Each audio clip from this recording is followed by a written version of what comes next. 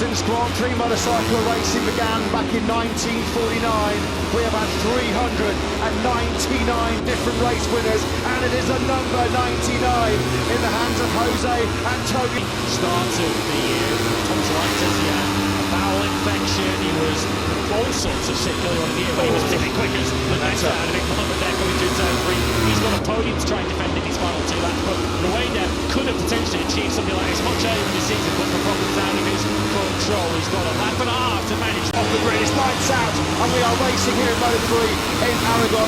Alonso absolutely nails the perfect launch away from that 5th pole position. Obviously, he'll lead the field in this tight first corner. But Keras has made a strong start from 4th place on the Leopard Hot Berry in the 36 bike, and moving up into 3rd place. Luca Lanetta's following as well from that second row. Lanetta 6 to 4. And Holgado also got away well. He's gained at least a couple of places. He's at the inside of Kelso's Rueda. He's right up to Keras. He's going to go into the second. But Lanetta's going to take them too. Lanetta, how aggressive was Lanetta there on the 58 bike, picking up Jose Antonio Rueda. He almost found a way through onto Keras as well, through the double left-hander turns 4 and 5. And that early jostle is already giving Alonso a bit of breathing space at the front of this Grand Prix. In fact, he's already nearly 7/10 of a second clear through sector 1. Dream scenario this for David Alonso, with a couple of Hondas right behind him. Rueda not in a position ready to go with him, and he's losing another place now to Danny Holgado, who's on the inside into turning right to Holgado, now up into 4th. Rueda made a clean start, looked good after line, but he's been picked on quite comfortably here. He just doesn't seem to have the confidence, does he, with these varying grip levels throughout this weekend. He arrives at the contend with. We go now through second turn. Alonso is just building up a huge lead. His advantage, halfway round lap 1 here, 1.5 seconds.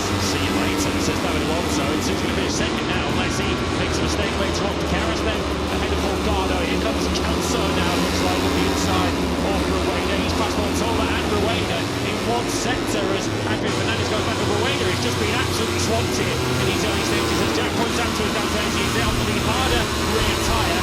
He's got all sorts of problems as well. Kelso is spinning his way forwards. Rueda back now into 7th position. Just does not have any confidence at all, does he, to go into attack mode early on here. Rueda, at the moment, running his own race at the front, only out of the picture at the end of the back straight. He's done Alonso, who's going to have an advantage of probably over 1.5 seconds at the end of a dream first lap for the runaway World Championship leader. John Kelso's picked his way through up into 2nd place. He got Holgado and Keras with some slipstream down the back straight. So the Aussie now 2nd.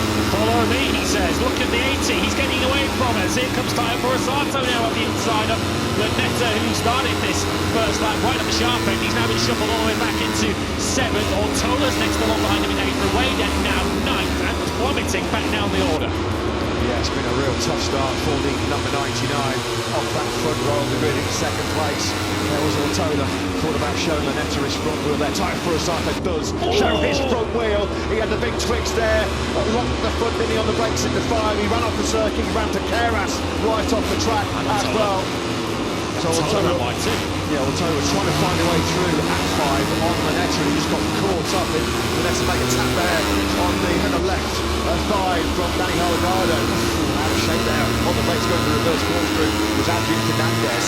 So Ortola's now 13th. I think that's him at the top of the picture, just sending him inside of Tatsuki Suzuki. Behind them is Munoz, who's had an even worse first lap and a half. Munoz is way down the field now, currently in 13th spot.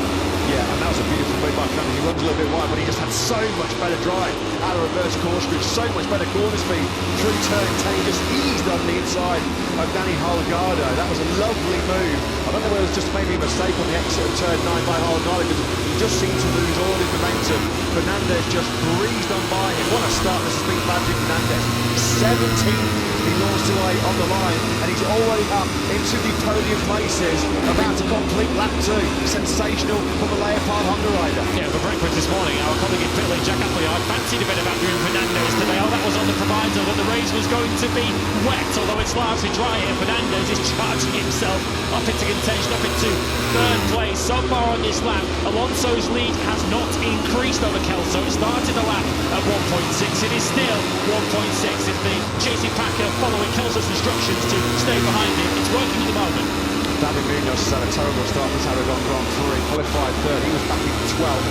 Adrian Fernandez is getting on with this, he eases alongside Joel Kelso. This is the battle for second place, he's the fastest rider on Turkey, he was half a second quicker than David Alonso. The gap down to 1.6 seconds, a 2:05.342, the best lap so far from Adrian Fernandez, who's he's gained 15 places in 2 laps. Well, we saw yesterday in qualifying, Alonso was able to get himself up to the limit earlier than anybody else. He had such huge advantage halfway through qualifying. He was on for a second clear on the field. They did then close in. So Alonso's in a position now where he's got no one to sort of gauge himself against. He's just doing his own thing. But Fernandez is just looking at what's going on ahead of him and just gauging off of those. Through the first sector, the lead remains 1.6 seconds between Alonso and Fernandez. We're looking back to find Luca Lanetta, who's back in 9th. Champions and Tusa is right behind him. He's up in the top 10. One of the first couple of laps he's had. Most significant progress for Colin Vaya, who started 9th. Started this lap 3 down in 10th place. He's picked up a couple of spots already on this lap up to 8. There is your race leader then. The number 18, very familiar territory. We've seen this a few times over the last year and a half or so. It's time for Assato coming from a long one way back on Holgado. Kicks the Spanish rider off. Down the hill, tricky braking zone at the turn 12 in front of the iconic Aragon wall.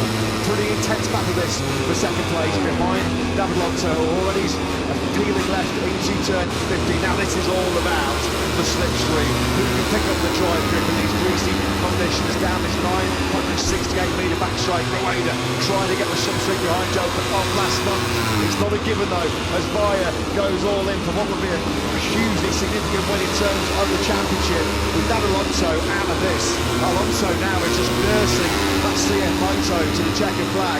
That was limitation now for Alonso as he sits in a very lonely 4th place, which is not a given. Kelso's got time. Kelso's only 1.1 seconds behind Alonso, so it could get worse. The Aussie could pick him up and drop him back to 5th the way it's going. Yeah, behind Kelso there's a 3-second gap back to Tyre for Assato, who hasn't fallen back as much as we feared earlier on when he started to hit those problems. Holgado is still 6.5 seconds further back in 7th place. He's just passed David Munoz on that most recent lap. So the worst I think it can get for Alonso is 5th or maybe 6th, which would still be ahead of both Holgado and Ortola.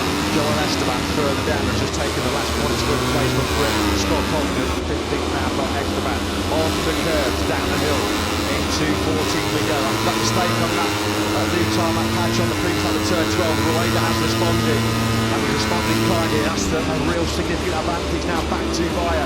It's over 3/4 of a second. They power down the back straight. 2 corners remaining. There'll soon be 2 laps remaining for Jose Antonio Rueda. History beckons for the 18-year-old Spaniard. 3 previous podium finishes. He loves racing on Spanish soil as well.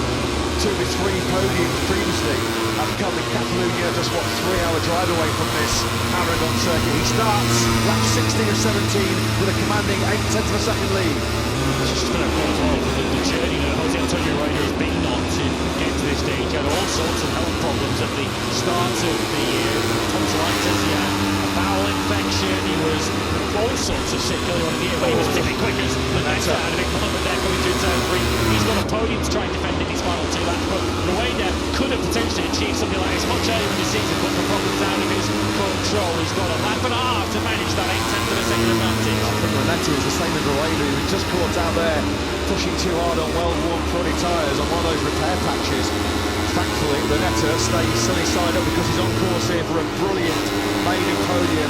We are about to see a maiden victory at Moto3, joined by a maiden podium finisher in Luke Lanetta. What a day it would be for 658 squad. Of course, I saw Paolo Sinicelli actually as I made my way from Colchi once, and he did have an air of quiet confidence looking about him as Rueda. Right foot off the foot peg. These are nervy moments, aren't they? There's no nails left now, are there? You've got Cannon, Red Bull, KTM, Iron. Down we go then into turn 12. He's still keeping that lead, hovering just above 3/4 of a second.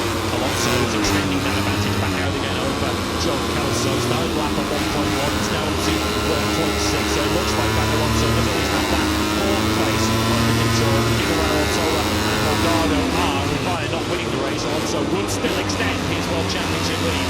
Vaya knows because he's seen it. If he keeps this pressure on, he has seen Rueda make a couple of mistakes. You've just got to make sure that you let him know you're there. Give him something to think about on that last lap. Get as close as you can. So Rueda sees a pit board, half a second, 6/10 of a second, and is still just going to be at the back of his mind. The pressure is still on. Helicopter shot then follows Rueda through the final corner of the penultimate lap. He is 5 kilometres away now from a historic victory. He is poised to become our 400th different Grand Prix winner in history. He starts the last lap 7/10 clear of Colin Bayer. Prior to his Grand Prix career, this is the kind of position that Jose Antonio Rueda knows all about. Of course, a serial winner in the junior categories. He was the first rider ever to win the Red Bull Rookies MotoGP Cup and the Junior GP World Championship in the same season. This was the rider we were expecting to turn up into Grand Prix racing. He's had to wait quite some time. This is his 31st Grand Prix start. The advantage is approaching 1 second now over Colin Bayer. Are the floodgates about to open for Jose Antonio Rueda?